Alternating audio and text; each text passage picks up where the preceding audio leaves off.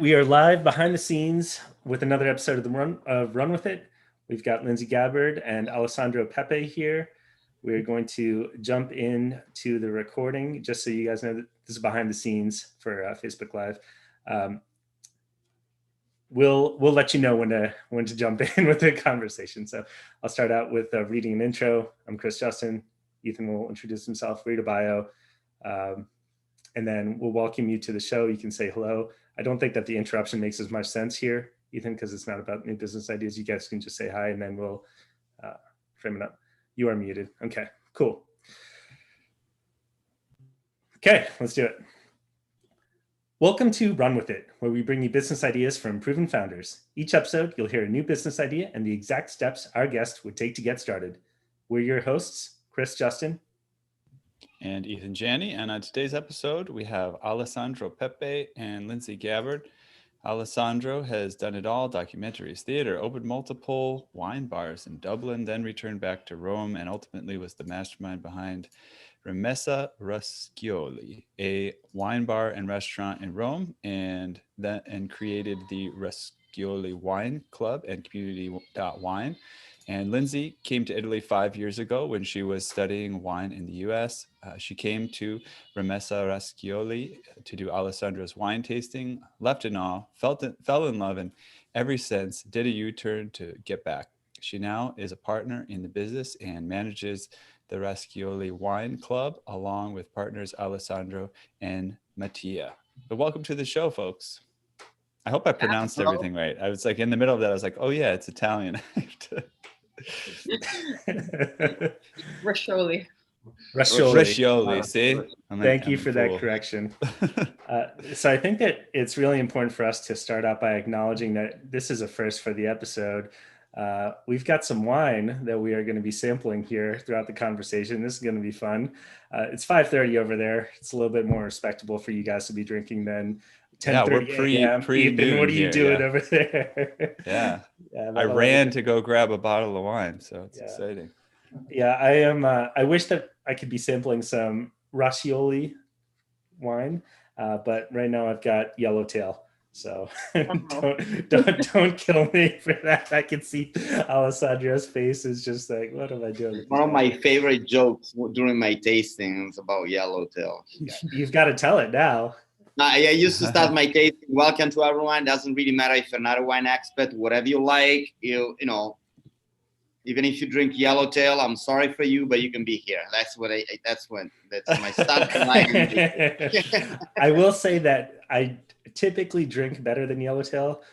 Not to throw my mother-in-law to the bus, but I am at her place and this is what I've got. So that's what we're doing. This is a perfect example of what is actually our goal. You were asking about what is our mission, and to help people like you stop drinking that. Nice. It's a really mission, and I was sent by Dionysus, which is actually one of the oldest god registered in the mythology, and I think I'm the prophet that is spreading the word about, stop drinking industrial wine and getting back to using wine as a cultural vehicle. And that is the main issue of Rimessa Roscioli, and that is the main issue of our wine club. Do you need us to say something? Or I'll get it to it. Let me frame it up here. I think that's a very noble mission, first off. I would love to trying to get the mic sound of me pouring my wine. Yeah, Ethan's got his full bottle going there. Yeah, it definitely is. Noble mission. We will get into that. I want to frame this up for the listener. This episode is a little bit different. Normally, we interview business owners and ask them to share a new business idea that they have. Occasionally, this is the second time that I believe that we're doing this, we will dive into an existing business and try and unpack it in terms of growth opportunities and things that we can do to help existing successful business owners with their business get more customers and grow and achieve the goals that they're seeking. So Lindsay and Alessandro, you were so generous to be able to show us inside your business. You're going to be so generous to do that. And we're going to kick around some ideas with you to help the wine club and the community that you've got grow. So I think as a starting point, it would be really helpful to frame this in terms of the impact of the pandemic. You have a very well-known restaurant in Rome, I imagine, that has lost a good bit of business. Just how deeply has the pandemic affected you, and in what ways, in terms of revenue and employees and everything like that? But the main issue, we're talking about a company that has got 120 employees divided in 4 different places. So employment is the main issue. Our concern about our employees is actually the main issue. Beside that, I am truly and totally 100% take this situation as a kind of a strange opportunity to twist, to switch a bit our mindset. I used to be, in my job, I tend to be quite creative. I'm not saying that I'm having good ideas, but I'm having a lot of ideas. Probably most of them are bad ideas, but it's my mind never stops, So every morning I have something and comes in mind. And I always thought that I was frustrating this part of myself, and of Lindsay, of course, and all our group, because we were working too much in the restaurant. So the fact that we stopped working for 2 months completely, actually 3 months completely, then slowly, now we're going back actually a bit into business. So it gave us the opportunity to do a mind, change our mindset and our perception, and move a bit to fight this big hog that I called the web. I've been studying a lot. You have no idea how much money we have invested into the web with terrible results. Everyone promised you they're going to make you $1 million on the web. And so anyways, no, I think I want to just say one thing really quickly. Being American and living in Italy, the first thing that really, really shocked me was how quick Italians are to come together when when a pandemic happens. So, the first thing I feel like you think of in the US is, okay, we've got to cut costs. Here it was, how do we save the employees? It was a completely different shift. And really, we have 27 employees that we have to personally, 30 now, actually. We've hired a few actually even during the pandemic, which doesn't ever usually happen. But that was the first issue we had, was how do we save the entire team? Because where would we let them, if they were to leave, or we were to let them go, where would they go? There was nowhere. So it was immediately, the mission was to save everybody. And that's where we got the idea to really start to working on Community.wine.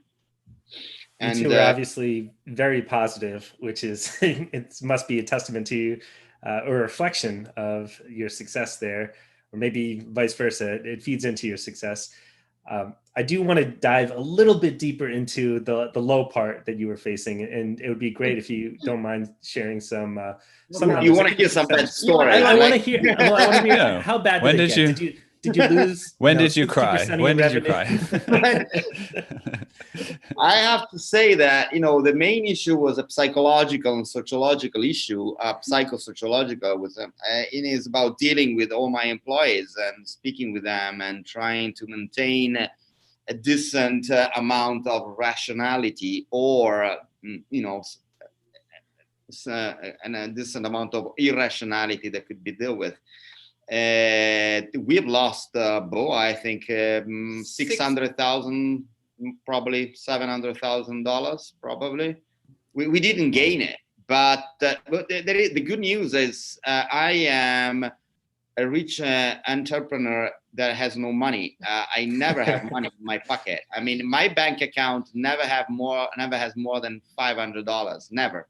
No matter if I gain $20,000 a month or 500. So there was no, I didn't feel any difference. I don't have a car. I don't have a Ferrari. I don't buy.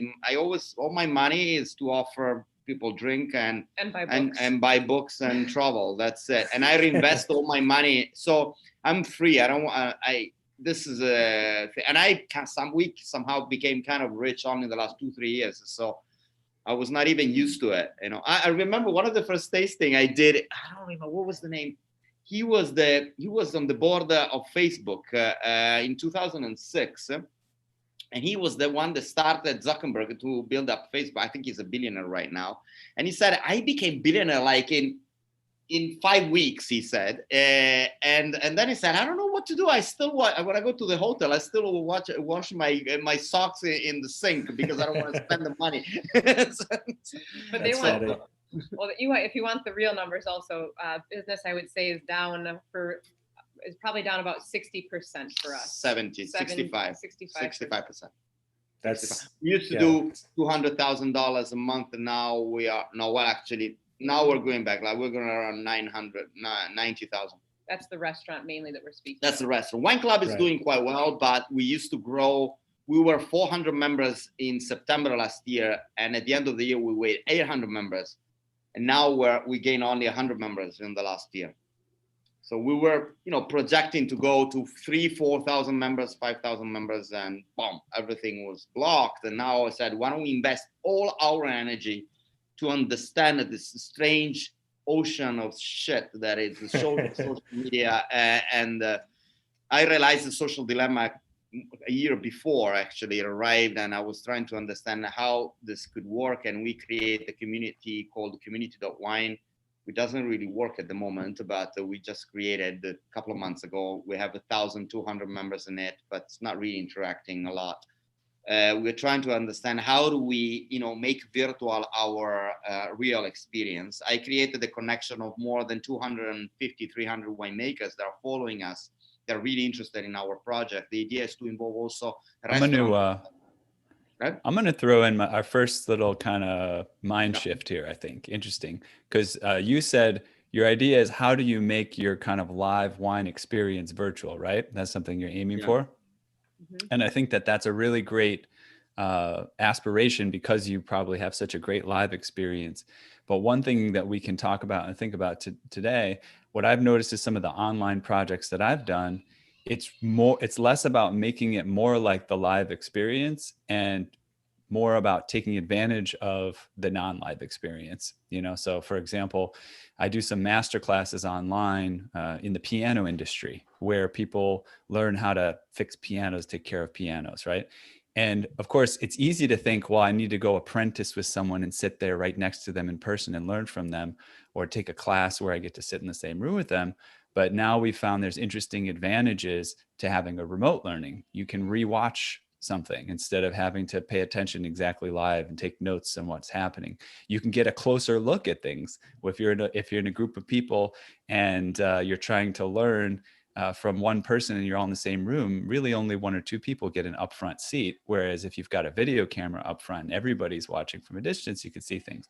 So those are advantages of doing things remotely in that particular project. And in addition, I'm not saying not to think about ways to do things live or to bring that live experience to the web, but also think about, what are now the advantages that we have? One of them, of course, is just the global access all of a sudden you have, which I think is amazing. Yeah, really. Sorry to interrupt you. I just want to kind of throw that in there. Really, like we were saying before, the biggest issue is that, of course, our 3D experience was extremely memorable for people. They were traveling. We speak about wine in quite a different way than your typical sommelier does. And so when people leave, their minds are open. I mean, for me, I literally, like I said, did a U-turn and came right back to Italy because of this place, because to me. It spoke to the deep of my heart and what I cared about with wine, which was kind of going beyond the bottle. But yeah, really trying to take what we have. We're starting to do a bit more with videos. I'm practicing because for me, I'm not as good at this, but we're starting to try to use more videos to try to bring the 3D experience a bit more virtually. But that's definitely the issue, is that, our signups for the wine club, of course, will be lower for the mere fact that we don't have visitors in our restaurant at the moment. I think we'll start peppering in some suggestions for things that you can do. But before we get to that, it would be helpful to describe what you've tried so far in a little bit greater detail. So just to reiterate, you have two main online businesses or online aspects to your business. There's the wine club, which is doing a decent amount of revenue, and you've been able to stave off some of the issues that you face with the restaurant via the wine club. And then Community.wine, it's an online educational platform for people to learn more about wine. So those are the two assets that you have that you're looking to leverage more in order to make up for lost revenue through the restaurant. Mm-hmm. Exactly. Yeah. Yeah. So one idea that came to mind, go ahead. I was going to say, in terms of getting those things started, was there anything else that you tried and you decided to toss it to the side, or any other ideas that were a little I bit, think we did everything. Everything possibly we did. We did that. We did live art auction. We did tastings all over the world. We came to New York, to San Francisco, to Facebook.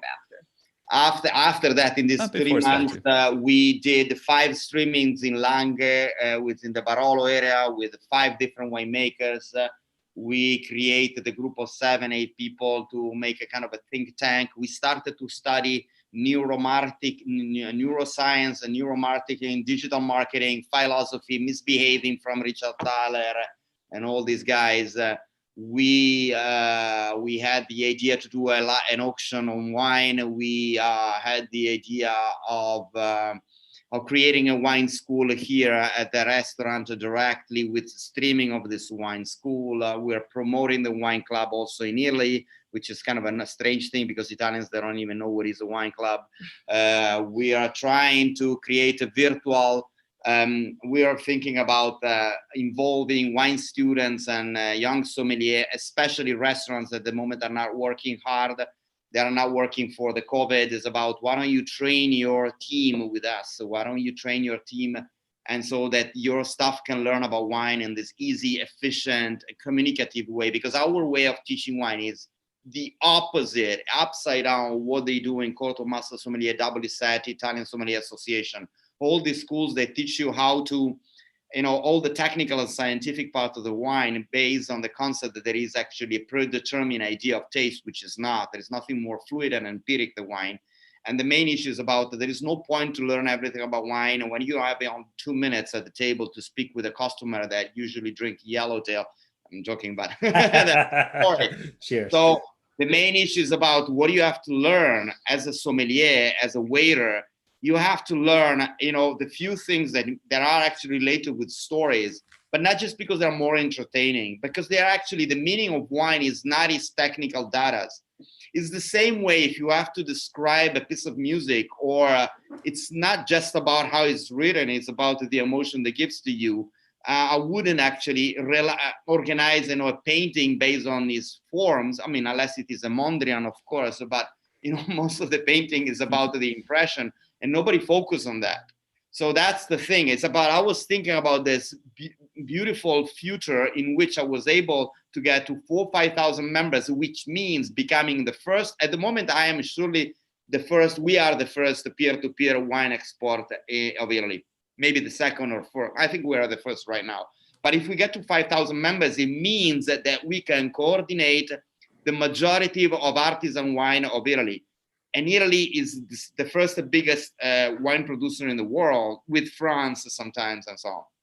So it means that with not a lot of, with a business that is $4 or $5 million, you technically are directing a business that is billions of dollars, because that's how wine works. We'll share the story of Solos, how it worked with. Well, for example, champagne. Okay, champagne is 305 million bottles. But who directs the market of champagne? There used to be 1-2 players, Moet Hennessy, Louis Vuitton, Moet Hennessy, and few others. We're talking about Boulanger, but not really Boulanger because it's actually James Bond, but it's Veuve Clicquot, Dom Perignon, and few others. At the end of the 80s, a guy called Celos started to do a specific artisan type of champagne. There used to be a lot of artisan, beautiful champagne, but nobody knew about them. You have to go in a little fancy Michelin restaurant to find those champagne. You don't know it. You don't know this type of champagne. If you drink Yellowtail, I'm going back to that, but I'm going to use you as an example. Okay, thank you for, for supporting this. But the issue is that he created a team of 150 artisan champagne producers, small growers, biological, organic producers. And now they are changing. They're affecting even Cristal, Röderer, and Veuve Clicquot that makes 20 million bottles. Those champagne, and the only thing that they were able to do is to weaver these people. It somehow is what you are trying. What are you doing is similar in a way, no? Right? Yeah, but basically those champagne, now all these big houses are going organic and biodynamic with their farming techniques. So the small winemakers that barely had a voice in the community have now influenced the way that the big guys are working. And that's really what our goal is with behind our Community.wine project and the Roscioli Wine Club project, is to really change the way wine is made and wine is thought about and discussed. And so we have a big ambition. Think about Napa Valley. Napa Valley, 99% of Napa Valley wine production is mainly made in the cellar. What does that mean? That you could actually make that wine no matter where the grape comes from. Why? Because they overripe and they use a lot of oak. Guess what? Napa Valley is probably one of the best wine regions in the world for climate and soil. And it makes no sense why they do that, because it's easier, because that's the market. You know, you're used to that kind of Napa. And if you go to Matthias, and if you go to Arno Roberts or like Keplinger, they are just a little lost, beautiful winemaker. They have, you know, they make astonishing terroir wines. I'm joking about Yellowtail, but what's the problem of Yellowtail? Yellowtail, it doesn't taste of the soil, doesn't taste of the land. It tastes of the smart of the enologist that in the cellar is able to put some powder in it. So it's like a beverage that tastes like wine. Maybe it's beautiful, but it's the Coca-Cola. I call it the chicken McNuggets of wine. You know, there's that type of wine and it tastes always the same, which the beauty of wine that it makes you travel with your palate. So creating a community of these small artisans is about creating a sort of a geography of flavors. No, it's not only talking about Italy. We would like to involve also foreigners winemakers. Yeah, but in US, it's even in Italy, we have 150,000 winemakers. In US, 85% of the wine production is owned by 7 companies. You don't have this thing, you know, but like, you know, getting together with small growers, small producers. In somehow, I have noticed that most of the books I'm reading is about how do you become a billionaire? You know, Tim Ferriss and all this coach, you know, man. It is about how do you make your business go into becoming a unicorn. I don't give a fucking shit to become a unicorn. I don't want to become billionaire. I don't even know what to do with the money that I have right now. I want to do something good. If I give me a business that's $7-8 million, for me, it's more than fine. And nobody's discussing about this. Nobody's discussing formulas to develop medium to small companies. How do they get to medium to more efficient? And the quality of the company. I don't want to sell shit. I want to sell something that is good for me, good for the people, good for the big community and for my employees. And I've noticed that if I start to play with social media, they will always give me suggestions like how to become Kim Kardashian. I don't give a shit about having 10 million followers. And, you know, I'm sorry, maybe someone loved Kim Kardashian. I'm saying she's doing a great job from her side. I don't want to offend anyone, but it's not that the point. The point is that to me, you can have a beautiful life with $5 million a year. Well, but nobody's teaching you how to do that. Yeah, I think that. I'll give you. Sorry, I'll cut in here real quick. I mean, there's a lot that we could talk about unpacking there. But the first thing that I want to comment on is obviously your passion. You start talking about Yellowtail, you say the word Yellowtail, if anyone's around you, they got to look out. I feel like they'll chase them with duck. Yeah, but the other thing that it reminds me of is it reminds me of the leadership aphorism, and I'm going to butcher it, but it's something along the lines of the best person to have power is the person who doesn't want power, right? The best person to have a huge business is the person who's not seeking out to make a huge business. You clearly want to have the impact on the one. Where did you get this? I don't know. We'll look it up. We'll put it in the show notes afterward. I'll send it to you. Okay. But yeah, I really think that's true for you, because the people who are looking to make that sort of big impact are the ones who are most likely to have the unicorn. You don't want the unicorn, but that's you have the potential to have that sort of impact. But the I was going to bring specific, in. Yeah, go ahead, Chris. Last thing, the specific tactic that I think that just you pretty much did it here is Italian winemaker explains why you should never drink Yellowtail. You can record a video with that, just your rant, right? That's something that has potential to go viral, not guaranteed, but if it does, if you want to learn how to appreciate wine that's better than Yellowtail, go to Community.wine and we'll teach you what you need to appreciate. You can record that to be a 2-minute video, right? It'd be entertaining for Americans because you have the accent, the passion is there. And also to someone, I drank a decent amount of wine in my life, and I can tell I don't like this as much as other wines that I've had, but I can't tell you why. I can say that it's a little bitter. It makes my stomach a little upset drinking Yellowtail, but I don't really know why. I can't pinpoint it. And if you can make it so that I feel smarter and I can explain to people, oh, yellowtail is no good because this, this, and this, and you can explain that to me in 2 minutes, you've got me hooked. That I'm going to start saying, oh, this is, it's not just this hoity-toity thing to become a sommelier. I'm going to have to take hours and hours of classes. You've provided that value in 2 minutes for me as I sip my yellowtail. One other big challenge I should mention, which I think I wrote for you guys before, was the fact that our Community.wine project it's set up to be a global type of a project. It started mainly with Italians and Americans, simply because those are kind of our two bigger markets, and so the common language was English. But having a double language is a bit of a challenge for us, because right now we are not using multi-language on the site for the mere fact that BuddyPress, the platform we use, has one glitch in which, like I said, the answers for our quizzes cannot be done in both languages. So that's really something that we're struggling with, because the Italians think it's all in English, the Americans think it's all in Italian, and that's, I think, partially something where we need to kind of get over that obstacle and to really move forward properly, where users feel comfortable and safe where they are, where they understand. I think we suffer from a lack of rationality sometimes as well, which we suffer more with the American market for that fact. If we go too rational, though, we start to lose the Italian market. And so finding the way to navigate through that challenge is one of our biggest ones. You think Italians are irrational? No. From my point of view, I don't think Americans are really irrational. No, we're probably, yeah. After COVID, I don't think Italians are more irrational than Americans. But anyway, this is my just... Alessandro, calm down. You're getting irrational. Come on. In terms of other things we've tried, mainly we are using our MailChimp list as our main marketing source. We have not really ever invested much in Facebook ads and in any type of ads with Google or anything, simply because we've never really had great results.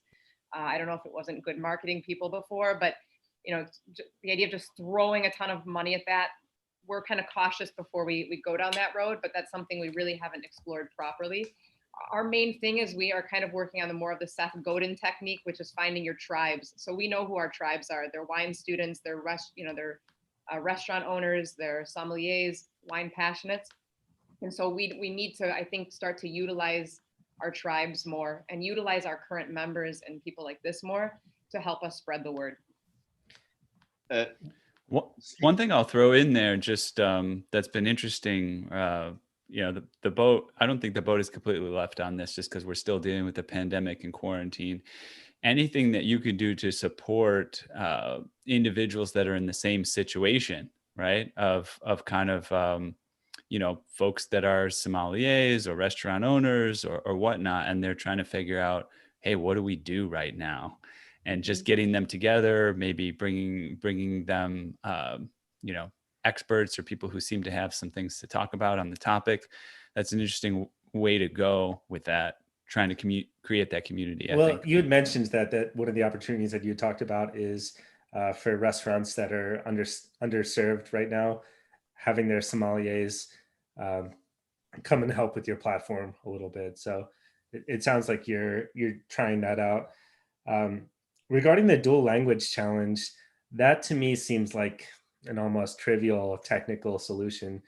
Like if you could, I don't know, throw $5,000 at it, something, it's not going to be a crazy amount of money to solve that, and just create the videos in both Italian and in English. Maybe that's not a perfect solution right now, but at least you can see which market it takes off with more. I don't know how many videos that you have in your platform, but if you have that ability, then as you're describing creating content that's in between the two, you're for no one, because the Italians don't want you because you're not Italian enough, and the Americans don't want you because you're too irrational. So if you can separate it and create both pieces, you may find one that's a winner and you get to focus on that more down the line, but definitely don't want to be in the middle where people can say, no, you're not for me. Where both camps can say, no, you're not for me. Yeah, that's definitely a trend of kind of niching down as far as possible and reaching a specific market. So, right now you have community.wine. It's not I don't think you could get this domain, but it's not whatever community is in Italian.vino, right? I mean, it's community.wine, and you could focus on an English market, English speaking market, and let Italians that can can understand it and participate go ahead and do that.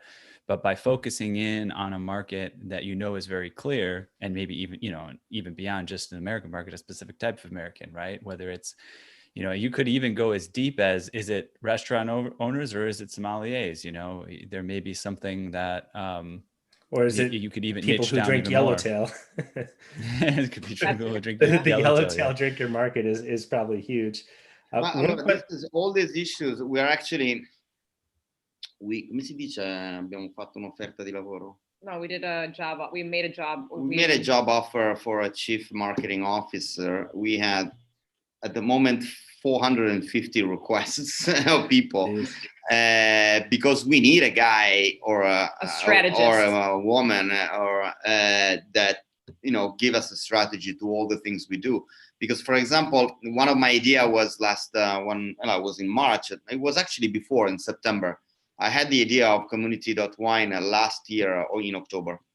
I don't know why I thought we need to be prepared for the next year. There is something that I feel strange. We need to cover us from maybe something's going to happen if we have to close the restaurant. They were looking at me like I was crazy because there was no COVID around. I know I'm talking about October last year. So, the restaurant's not going to burn down. And they said, I don't know. I was feeling it. So the idea was about collecting a lot of restaurants' emails. Most of them, we know them, like we are friends of a lot of restaurants in New York and other places and so on. What he's kind of trying to say, I guess, also is that we're still trying to figure out the way to get we know that we need to work with people that are close to us and start there and let the idea spread. But a way to kind of grow our email base and we have of course we can find our own friends' emails and things and our who own restaurants and things like this, but to go beyond that and to start to find wine student emails, we're really struggling to. So we've used Facebook groups that are interested in wine, and we've posted there, but we do know that, of course, Facebook posts get to like 5% of people. So potentially people don't even see them, but we've kind of used Facebook as a means to kind of put posts there. But that's really a struggle, is we're, to try to find emails to be able to reach out to people. We never gave continuity to our job. We didn't have like a professional figure to deal with. There's a webmaster in California but he's not his job actually to do this stuff. So we're looking for this. We would like to create a think tank for a month and a half, to pay 3-4 people, one chief senior and another 3 assistant. So to find the right way, we're planning to invest not too much, about between like $40,000, $100,000 in the next year. And to go really straight, we have 40,000 profiled emails. We have, like, with all our things, maybe 30,000 followers, 40,000 followers, 300 videos, 400 winemakers that follow us. We have emails of a lot of students and so on. We have 900 wine club members. So we have affiliate programs. How do we create, at the moment we do 2-3 subscription per day. How do we make it 5, 6, 7 per day? I don't think it's impossible. I mean, we are close enough to change the history of wine production in Italy. Seriously, I'm not joking. No, it's true. It's true. I don't want to show off, but this is what is really happening. It's a big thing. In this moment is huge. Creating a community of artisans. In this moment, everyone is struggling, that they are not selling the wine at the restaurants because restaurants are closed or they're not working enough, working on peer-to-peer. This wine club is beautiful also for Americans winemakers, or for French winemakers. Everyone in the world could technically join the potential unicorn. I'm talking about it, but who cares? We can, and how do we match all these things? I was screaming to them, what is my mailing list of winemakers? What is my mailing list? And they were not able to organize it properly because they are struggling with the community, because I was adding them a lot of things to do. They were not able to follow me somehow. I feel like a kind of an idiot Elon Musk sometimes. He's literally... no, vabbè, joking. Però, so the point is, you know, we've seen this business growing 30, 40 twice. Actually, the last year was we had the growth of 90% in 1 year. And now, boom, we have this. I was happy because, guys, we create something on 5 different levels, you know, all the cooking class and stuff and tastings and the community we are creating and the links and stuff. We are opening probably, we shouldn't say that, but Bobby, we're probably opening in New York soon. Is there a lot of people listening to this?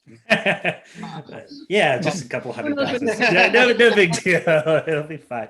No, a couple things that we can cut it. If you really want to, we can cut that.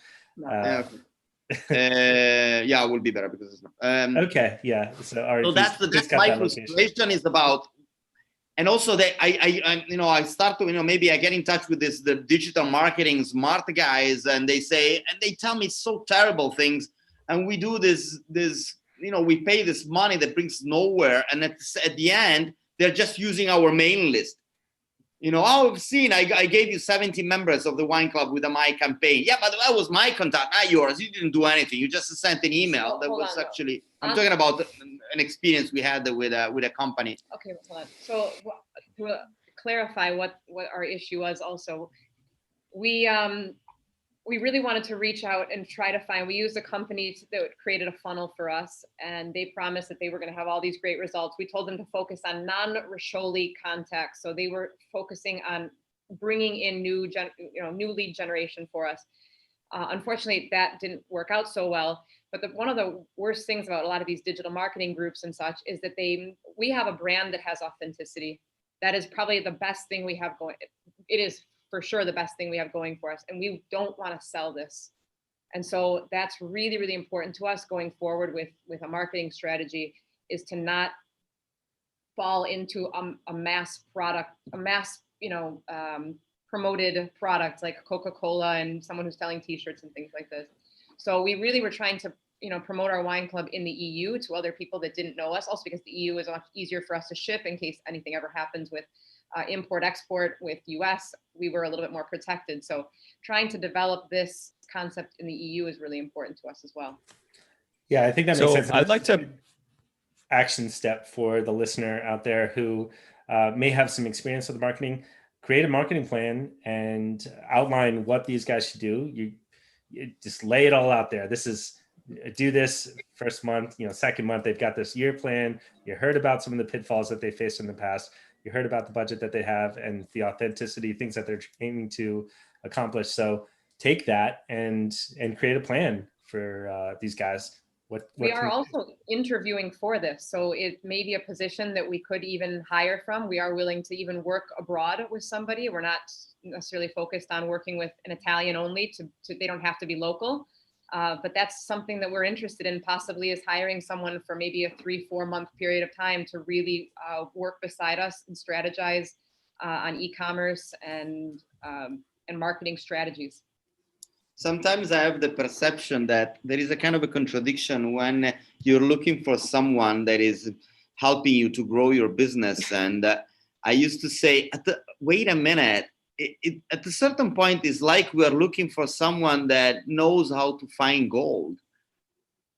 I mean, if someone knows how to find gold, he'd take it from himself. It's not, most of these people, they sell shit. Like, they just don't sell. Most of these people is just a kind of a fraud. Like, you go there and they just, okay,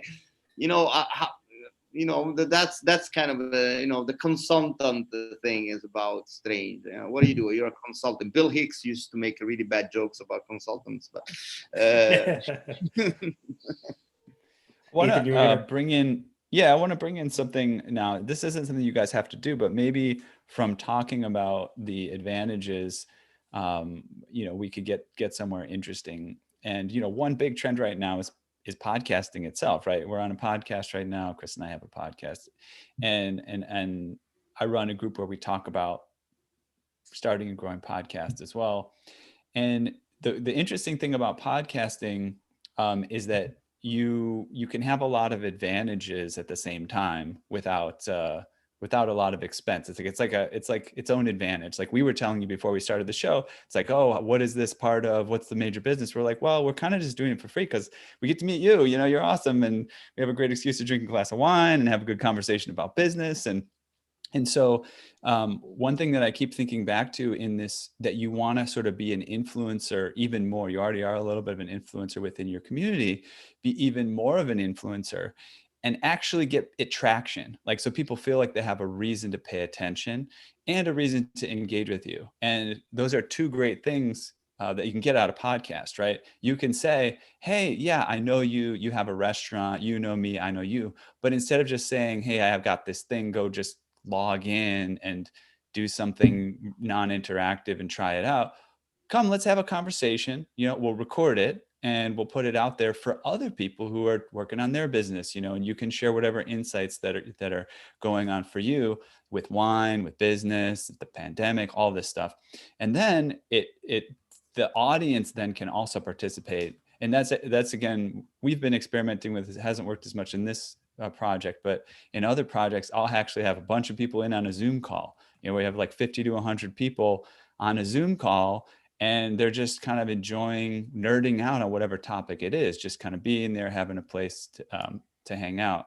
And it gives you an excuse to meet and brainstorm and determine the future of the industry really with other people that you respect, and also have that influence where other people go, that's great. And then beyond that, if the people who are watching and as participants find value in it, it can be a source of revenue, you know, some sort of subscription fee where people say, hey, I really value this kind of, you know, we're talking about the latest news and the latest trends, right, are very useful when you have some type of media that you're putting out there. Now you are the latest trend, right? You are the latest trend in the wine industry by, you know, inviting people to share their opinions, right? And this becomes what people are talking about. So I don't know if, I'm not telling you guys to start a podcast, although, you know, it's really fun to talk with you on a podcast, but maybe there's some lessons to learn from that to bring to the community. Maybe there's some sort of interviews you can bring, inviting people to come in and be an expert, share their opinion, start a discussion about what is the latest trend here, and put that information out there. I think an even simpler way of starting that, I think that would be a great thing to get through, but you can even start a Instagram or YouTube series where it's Alessandro drinks Yellowtail, or Alessandro drinks whatever, this bottle of wine. Not the entire thing. I don't know how fast you drink wine. Probably not. Alessandro's not going to drink Yellowtail, Chris. You've already established this. But I mean, you know, you start out, but you do that, and then you can explain, okay, I'm taking the sip. This is what I'm thinking as I'm drinking. This is what I'm noticing. And you have that so that people are seeing that experience. And if you want to get more of this, you want to learn how to appreciate wine the way that Alessandro appreciates it, join us at Community.wine. It's completely free. You'll get this palette and be able to understand what you should be looking for when you're drinking wine. But this is not the point. The point is, it's actually really important to underline this. The problem is not that this wine is better than Yellowtail. It's not that. It's not that challenge. You cannot really compare. Just what I would like to say, that these two things are different. A roasted wild chicken that we had in Detroit the last time that was beautiful on the fire has nothing to do with the chicken McNuggets. It's a two different world. I don't know why they call it the same way, but they are two different worlds. What you're drinking is a beverage with the taste of wine, but it's not wine. So that's as long as you know that what I'm actually trying to say is about, I don't want you to drink better wines. I would like you to drink wine. I would like you to be aware about the fact that you have a countryside, you have a place where maybe it will be better, instead of having all corn like in most of the Midwest, you can start to grow some wild apples. You can start to grow little things that maybe were lost. You can start to get back to a biodiversity. This will affect from an anthropological, cultural, geographical, and ecological point of view, an economical point of view. And this is one of the things that will also be able to get in touch to this strong device that you have in your country. We have it in ours too. Is about this world divided in these two big thing is about, Democrats and Republicans and Trump and not Trump. Same thing we have. because we're talking about going back to the countryside. It's a value for Republicans and for Democrats. It's about, if you are a strong right wing, it's about, I'm defending my land and I might defending your. Most of the strong right wing are people that have lost their identity. That's why they build walls. They start to get scared of the foreigners because they don't know who they are anymore. So that's why I know it, because I come from Rome and we had the same issue 1,400 years ago, the 500, 600 years ago. We started to build walls when the Romans have lost their sense of, being Romans in a way, So that's the thing. It's about using wine as a weaver, socializing also. Alcohol gives a lot of aggressivity. It's a really bad drug. But wine, drank it properly and slowly, it's a completely different perception. It makes feel people much better in sense of interaction, but it have to be good. It have to be paired properly, and you have to tell the story with the wine. You have. I think that makes a lot of sense. Yeah, so that definitely that makes sense what you're saying. But in terms of where your target avatar is and what they're starting in, we should dive into that one. But my speculation is that the target person is not thinking on that level. For them, Yellowtail is wine, and I'm not saying that you need to start with Yellowtail, but maybe you start with doing some tastings for better wines that the average consumer is starting with, but they don't know what to appreciate in those wines. I think being able to explain it in those tactical terms is how you get that entry point. And yeah, they can reach this nirvana of understanding of everything that wine can do for you, right? But you're not going to get people starting there. No, trust me. Allora, on our real experience, we have a lot of wine club members that are entering our tasting, and after 2 hours, they were better than any professional sommelier, and they used to drink the worst wine in the world. I believe that. We had some truly Texas sure. people, they were drinking only beers and maybe really bad wines, and now they are supporting us. So trust me, taste is not like listening to Free Jets music, or being an expert of Russian literature from the 19th century. Sure. I think it takes really a couple of hours well done. So a couple hours, right? But you're not going to get there in a 2-minute video. And you have to think about what's your goal in that 2-minute video? What is their starting point?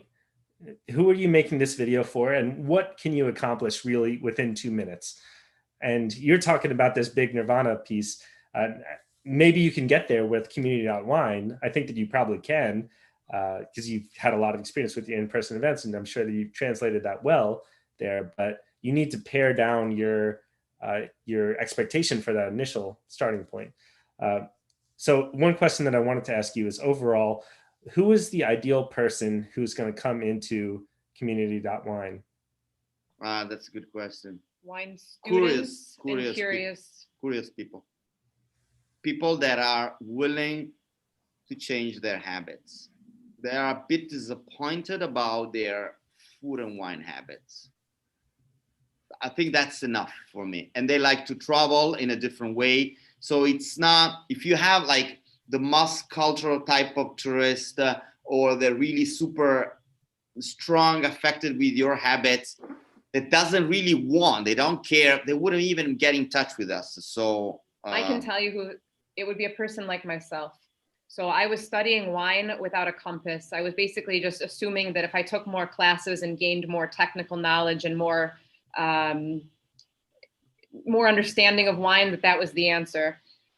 It took me coming to Italy to really understand really what wine could be all about. And to me, wine has just been the medium for me to understand things on a deeper level. So for history, for example, for me it was hard for me to place things. But when I started to learn more about wine, and when with Hitler, what he was doing with wine back in World War II, suddenly other things started making sense for me. But I used wine as the medium and the vehicle. So I think someone who's just curious, who likes wine, who has passion for wine, but maybe doesn't have passion for the alcohol in it, which was where I was. I didn't care so much about getting drunk or anything like that. I just found that behind wine, there was story, there was a way to travel differently. It brought you to a countryside. And so people who are curious and who love wine, but know that there's something more behind it, but they just don't know what it is. That's kind of the person. What happened with Hitler and so on? All the friends. What are you talking? Hitler was a non-drinker. Hitler didn't drink alcohol at all. He was collecting it. That's a good point to promote our wine club. neither do some other influential political figures. I would, or at least claim. Let's say. So I just wanted to say, gosh, what was it? Oh, well, instead of taking this direction of saying who is the ideal client for Community.wine, question who is already, like, who's the most enthusiastic of everyone there? Is there one person? Is there 5 people? Like, who are the people that are already there, and what are the defining characteristics? You have any thoughts on that?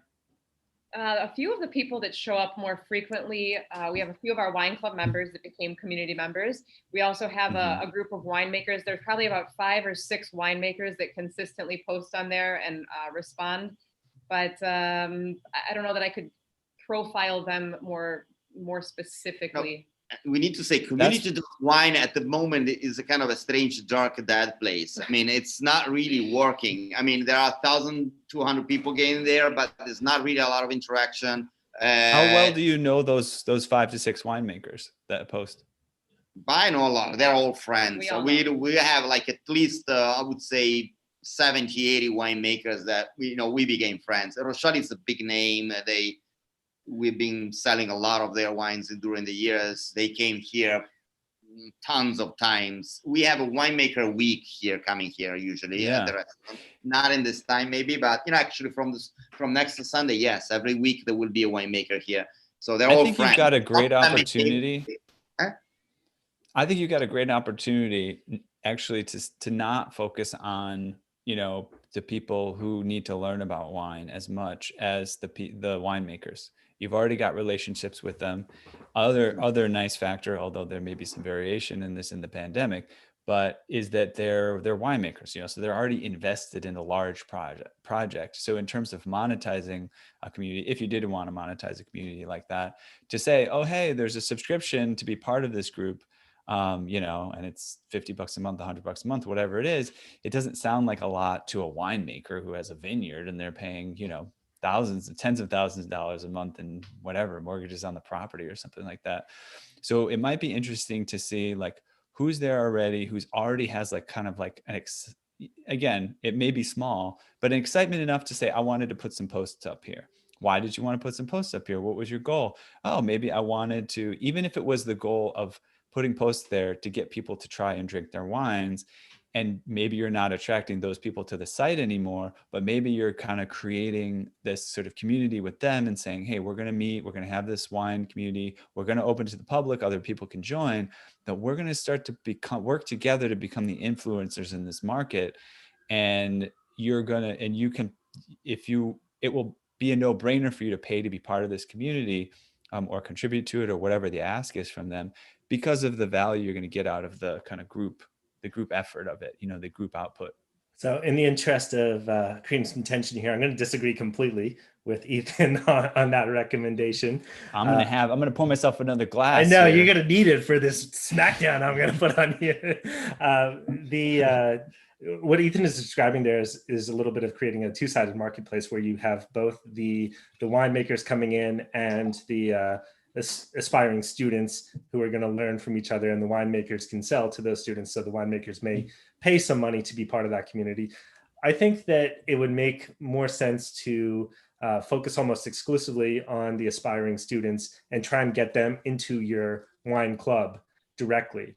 And you've already, in our pre-interview call, I was surprised that you didn't highlight this more, but during the videos for Community.wine, part of the educational content, you really benefit from having the wines that are part of your club as you're going through the learning material in Community.wine. So there's a certain percentage of people who are just going to want to do it, a large percentage of people that just want to do it for free. But some people who are really getting into it are going to want to order the wine and learn more, hands-on with the real material, right? That was the goal. Yeah, was exactly. What percentage of people who are members of Community.wine start out in Community.wine and then become a subscriber of the club? I have no clue. Zero. I don't know. Well, you said it was some of it was the other way around, right? Some of the subscribers became members of the community, right? It's a two-way street. So no, actually it's kind of a circle. So some of our, as soon as someone becomes a wine club member, they get an automated MailChimp, an automation basically that comes out that tells them that we have this community and there's a wine school where they can learn more about the wines that are in the wine club. And on the opposite side of that, Fabio Amore, one of our most recent wine club signups, was a heavily active community member who just signed up for the wine club. So it actually, the goal, one for sure. No, I need to try to find a way to get into MailChimp to figure out. We had a 78. I personally, to me, I perceive that in a complex business like ours, sometimes we see these waves coming, boom, of things, of people. We don't know where they come from. We try to track them. And maybe there was an article, like, for example, it happened, an article on New York Times or Carbonara with Salumeria. So that one actually gave a lot of, or Anthony Bourdain that came at Rimessa, for example, like 10 years ago, that boom, at a certain point, I received this way. But most of the time, I think it's a complex amount of things. We did Community.wine, we did some videos, 12 articles came out with the different newspaper in Italy, and we had this affiliate program. So it's all the thing. It's not just the fact that you go, and we used to talk about the Shakespeare effect, that our friend Chris Foley, he used to organize this music festival. There was also a Shakespeare festival, and he has to collect the money. And he used to receive a lot of money for the Shakespeare festival, but then nobody came to the Shakespeare festival. But they liked the idea that there was a Shakespeare festival. so the idea that, they like the idea that there is a community that they can learn about wine. Maybe they don't, but they like the idea that they could. The point is, like, when we sell the wine club, we don't just sell a wine club. And 99% of the wine clubs is just crap. They just sell shitty wine with no information. We have videos, winemaker, support of the winemaker, support of the sommelier, a tasting notes, and a wine school, all included, and a tasting for free. It's not a wine club. It's an entire wine experience. We should call it differently, actually. But, that's what we're trying this thing here in Italy now, because, for example, it's impossible to sell a wine club to Italians. They don't even know what is it. So we're selling a wine school. And by the way, if you join the wine school, the wine is for free. We give you 24 bottles. That's how we're putting it, in the opposite way. At the moment, we have a couple of subscribers with that. We started a couple of weeks ago, but I don't know. This is another thing. I don't need 10 to 20,000 people. Our wine club will stop with 10,000 members. 10,000 members is the opposite, because we don't have the wine enough. So we will not, otherwise we start to get to industrial ones, which we'll want. So one positioning idea that jumps to mind for me is, especially now during this pandemic, it's very topical to have a replacement date night, right? My wife and I, we're not going to go out to a restaurant as we did before. But if we have a nice bottle of wine and we have this video to guide us through the experience, it's almost a replacement sommelier that we can do anytime. That sort of positioning is attractive. And if you can sell it as, you have 6 dates, a husband who doesn't do well at planning dates, here's 6 that you have that are pre-planned for you, that we're going to guide you. We'll give you some advice on the food to order during this time too, and you have that entire thing planned. Your wife is going to love it. I'm just going to keep popcorning a couple ideas here. Another one that jumps out to me is your wine club doesn't ship over the holidays. You have 2 main shipments that you have, the spring and the fall, as I understand. We actually do. We call it we can ship through the holidays as well. And that was something recently I was just thinking of myself, is that once we get past fall, it might seem that you can't have the wine club anymore. So I was already thinking of how do I change the wording of that so that someone doesn't think that they missed out their opportunity. As long as we have wines, we can ship. At some point we can run out because we do order X amount of wine, and when it's finished, it's finished. But at this moment we have winemakers. At the moment we have it. This moment we can do whatever we want, because winemakers, like a lot of winemakers, they're selling 50% less now. So they have wines are available. There's a lot of food sellers at the moment all over the world, so it's not a big problem. We also, if they pay an extra, we can do an expedite shipping in 5 days. It's on their doorstep. Are you saying Are you saying that wine is a lot less expensive now than it would have been, what it typically is? We had some nice discounts, but no, I wouldn't say no too much. Okay. We're dealing with, technically, it's not even true because most of the wines we're dealing with, you're talking about winemakers that have like 3, 4, 6,000 bottles production. Our wine club is 900 members, so sometimes we buy we bought the entire production of at least 6 labels of the 24.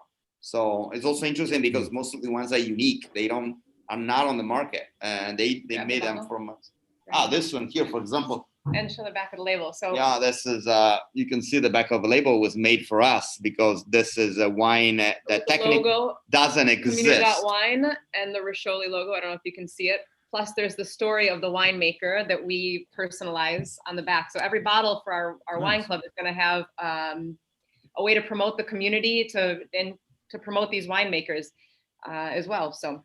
Yeah, that makes a lot of sense. I think we'll take a picture of that. If you can take a picture of that, send it to us. We'll include it in the show notes there so the listener can see that.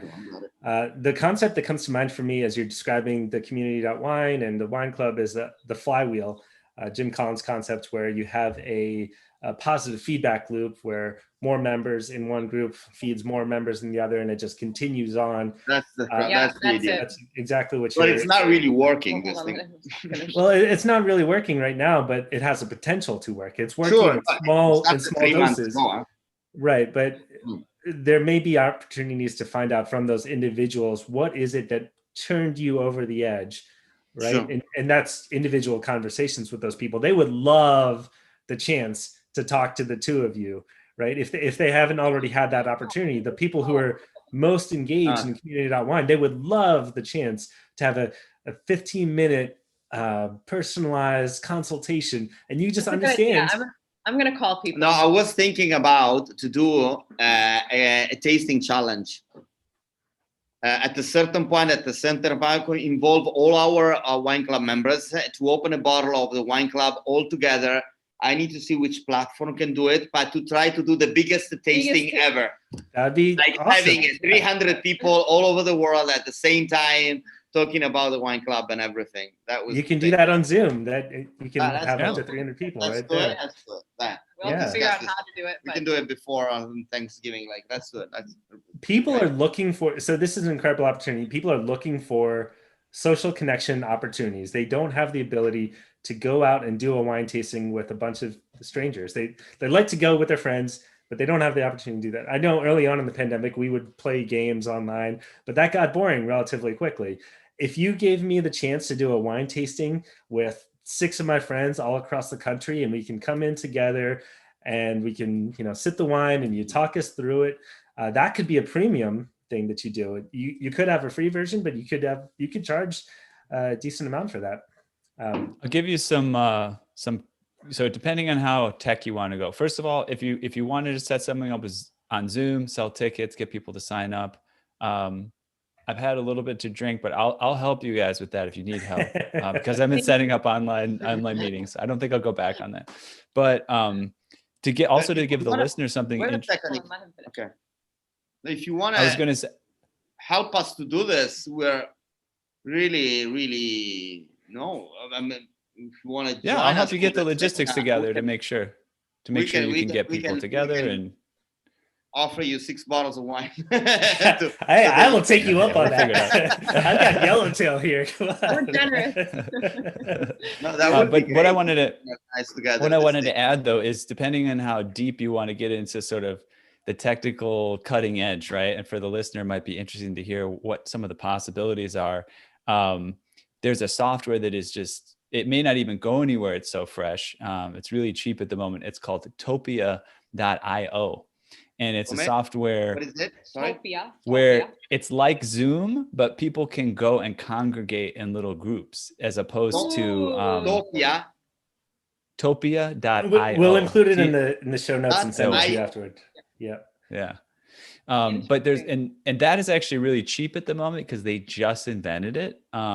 It's not super high quality in terms of the video, but it doesn't really matter because of the sort of interesting factor. So that's what I was thinking about with Chris saying like, oh, I want to have a little group of people, my friends, but you could have a group where there's like thousands of people, but his group of 5 friends could go over and do their wine tasting together, but then come back to like a main group to listen to what you had to say about it, which is kind of interesting.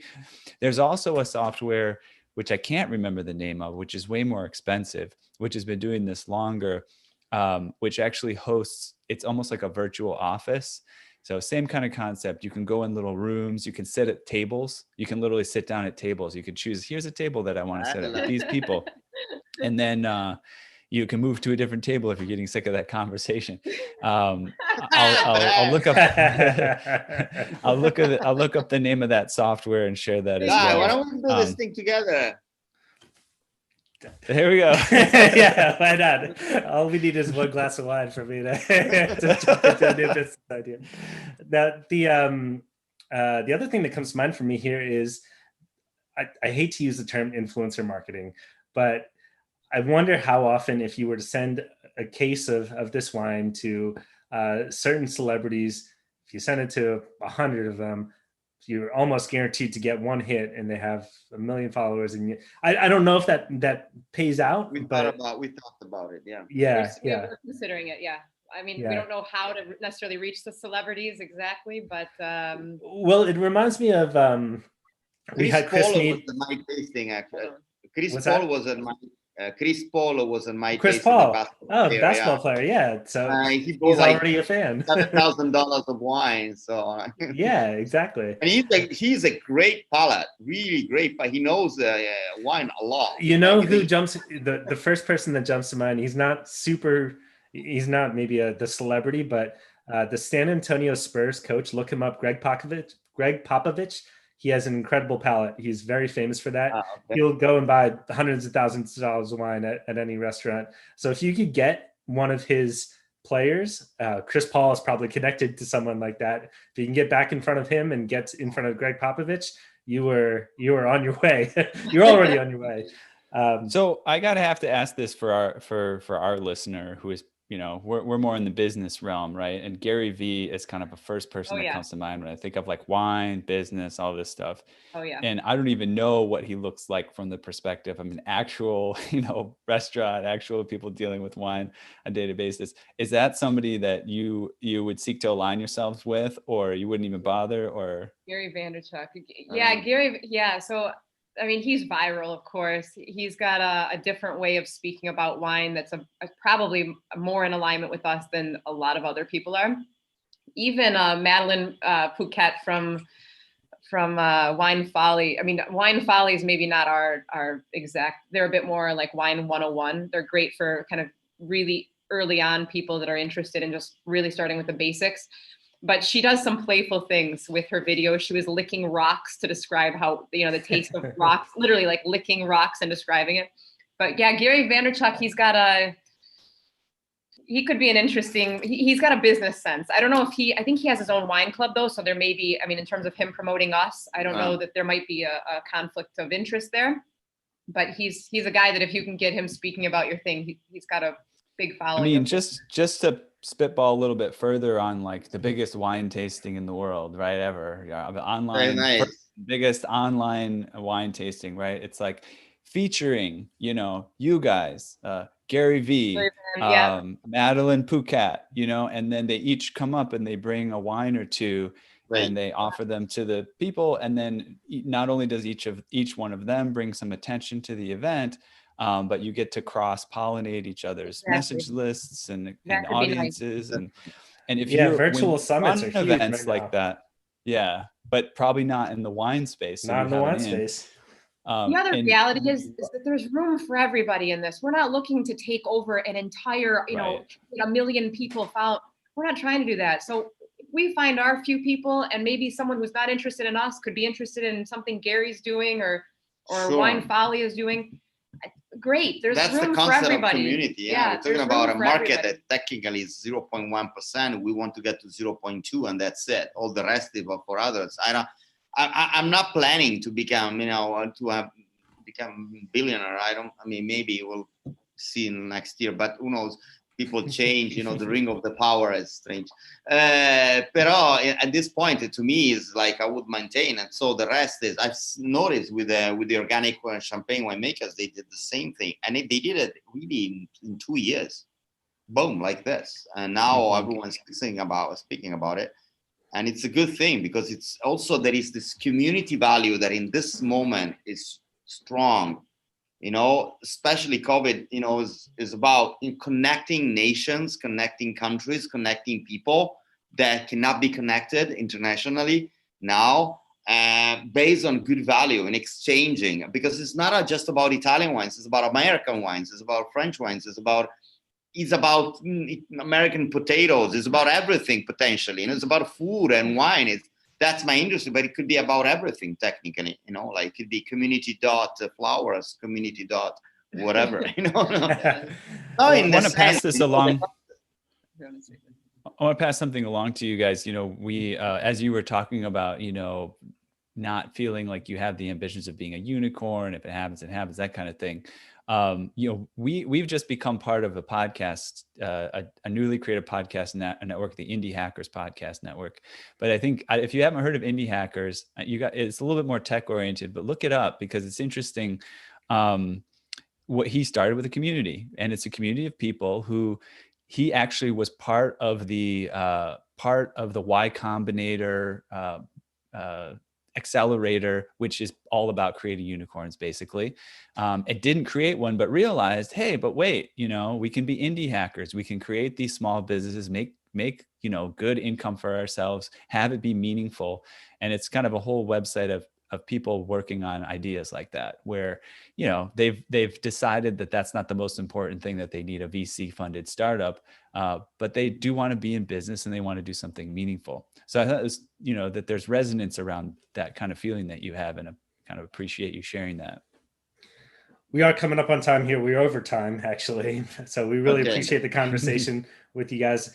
It's a huge opportunity. Of course, you can feel that passion coming from you. So the listener out there who agrees with this, take some action, create that business plan for these guys. What are some of the things that they can do to grow the wine club, grow Community.wine, and make it through this pandemic better than before, and be that tip of the spear when it comes to Italian winemaking and an appreciation of food, this vision that Lindsay and Alessandro are describing here. So thank you guys very much for the conversation. It's been a pleasure. Where can people go to learn more about you? We mentioned Community.wine. Can you spell the name of the wine club? WineTastingRome.com. WineTastingRome.com. It's the easiest because it's Community.wine, WineTastingRome.com. Here you have the restaurant, our wine club, our community. Everything is in there. Great. We will include that in the show notes. Community.wine is actually just Community.wine is the URL. So of course it's not Community.wine.com. It's Community.wine or WineTastingRome.com. Great. Or RoscioliWineClub.com also. But that they're not going to spell. We'll include that all. Community.wine. Community.wine is actually easier. Thank you very much. Bye. See you for the biggest tasting in the world. Okay. I'm so excited for it. It'll be a ton of fun. And next time we'll have better wine than Yellowtail. If you guys want to hang on for a second after we go offline, if there's any wrap up stuff we need to do, we'll do that. So I'll go to the listener out there. Yeah, to the listener out there, thanks for joining us. We'll see you back with our regularly scheduled programming next week. And until then, run with some business ideas. Thank you very much. All right. If you guys don't mind.